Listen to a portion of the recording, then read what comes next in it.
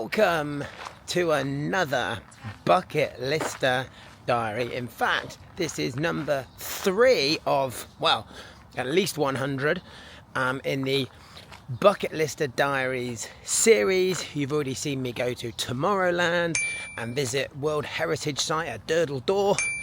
And today, the third thing I'm going to be ticking off my bucket list is doing my first park run outside of the UK. Yes, I come to you today from sunny but chilly Stockholm, the capital of Sweden, and today is going to be my first ever non-UK park run. And actually, I'm also going to be contributing whilst here to 2 other of my bucket list items as well, because I also have on my bucket list to do 100 park runs, so I'm going to tick one off for that today as well. Today will be number 53, I want to say, but also I also want to visit every country in Europe, and up until 2 days ago I had never been to Sweden, so I've managed to tick that one off as well now. So I'm going to take you with me. We're going to go and check out its Haga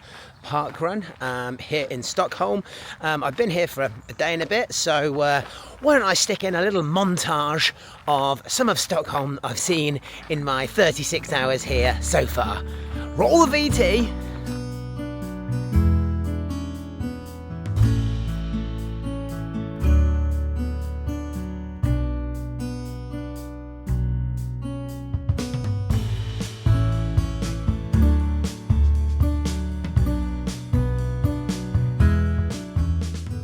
So one of the other things which I have realised since starting this whole bucket lister adventure, and moreover since I've started doing more park runs, which park run, if you don't know, it's like a free community-based 5k run every Saturday morning, and they're hugely popular in the UK, but they're also now all over the world as well.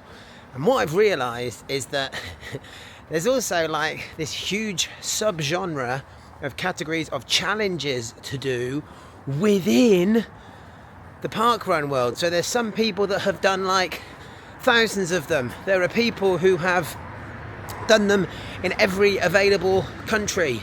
There are people that have done every single one in a certain county. There are ones that they've done one for each letter of the alphabet. There's this app called the 5k app, and it is full of challenges you can do, so expect to see more of them from me because it's right up my street. So you might see even more of me in a pair of shorts running around, which is why, if you can see, I've got a second camera strapped to my torso so that I can film as I run around and you can see the course. Something else that I've realised as I've started to make these videos is actually posting something every single Sunday, which is the schedule that I intend to keep to. It's actually quite a challenge when, you know, you've got a job and all those sorts of things. So this one particularly, I already know at the time of filming this, it's going to be a real challenge to get it uploaded in time. So apologies in advance for the distinct lack of quality editing that is involved, because certain videos are just going to be posted because I just won't have time to edit them all properly.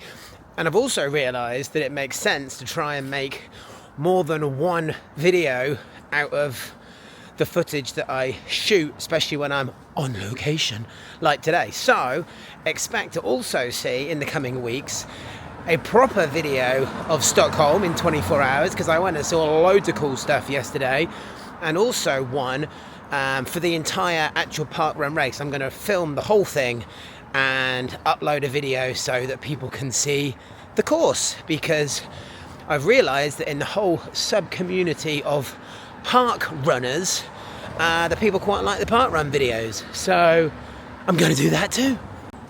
Something else that I thought I would bring you up to speed on as I enjoy this brisk Saturday morning stroll to the location is to let you know some of the other stuff that's going to be coming up, because I had a birthday recently, and I'm thrilled to say that I actually got a couple of very thoughtful gifts which actually play into some of the stuff on my bucket list. Sorry, there's a lot of traffic. And also, do you know what it is? It's like one of those weird things where, you know what it's like when you're abroad and you're not always sure which way you're supposed to look or how crossings always work. Like some of the crossings, they stop. Some of the crossings, they don't stop. Here in Stockholm, it's very easy to get mowed down by cyclists because they're everywhere. They're not as angry as the ones in Amsterdam, but there's certainly a lot of them. So bear with. Okay, I safely navigated the road, you'll be pleased to hear. So as I was saying, I've got a couple of things that are now going to be lined up. So I was thrilled to be gifted a co-steering voucher, right? So that's like jumping off cliffs into the sea, which I've never done, which I really wanted to do. And also some of our wonderful clients from my day job, which is not this.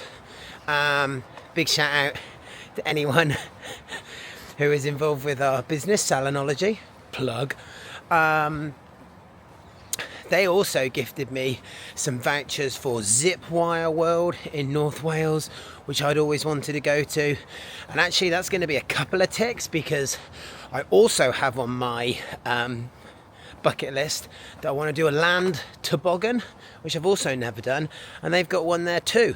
So I'm going to get to do both of those in North Wales at some point, so which is really, really cool, because one of the things I'm rapidly finding is that it's actually quite difficult to find the time to plan out everything in advance to actually do all of these activities and challenges. Now, don't get me wrong, it's a lot of fun planning it out, but it's like a full-time job in itself. So I don't know how you're getting on if you're trying to tick off stuff off of your bucket list, but it's damn good fun doing it.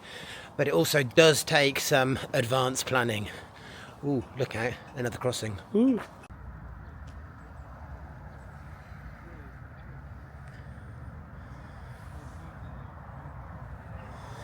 Wow, look at that. We have made it to the park, and it is now so cold, I'm wearing gloves. Hey, don't judge me. But I think I'm in the right place because I see other people looking like they're getting ready to run around. And I've just been learning about the park. Apparently it's an English park, designed like 17 something by Gustav III, I think. And it's still of great national importance now. Haga parkrun it's called, and it's of great national importance. It's absolutely beautiful. And my understanding from a local that I spoke with this weekend is that the Princess of Sweden lives here. I mean, not in the trees, I don't think. I'm guessing she's got like a palace here. It looks like there's a few buildings, which I'm guessing we're going to run past in due course. So that's exciting as well, right? So look out for that. Maybe we'll capture some of that on the footage. So yeah, this is Haga Park, and this is my first park run aboard. Welcome to Stockholm. Let's do this. I'll check back in with you afterwards.